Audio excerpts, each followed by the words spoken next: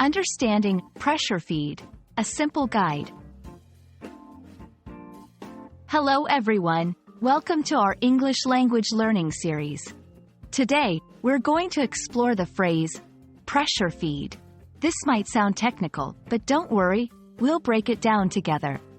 By the end of this video, you'll understand what it means and how to use it in a sentence. First, let's dissect the term pressure feed.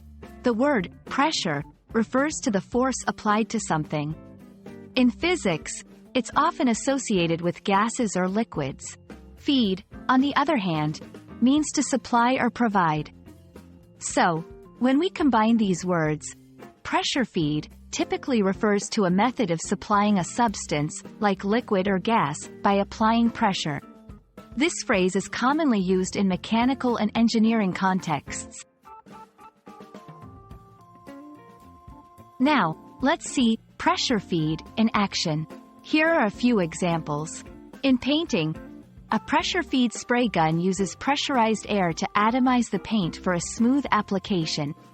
In agriculture, a pressure feed system might be used to irrigate crops efficiently. You might hear a chef talking about a pressure feed system in a high-tech kitchen appliance. Interestingly, pressure feed can also be used metaphorically. For instance, the company constantly pressure feeds new ideas to stay ahead in the market.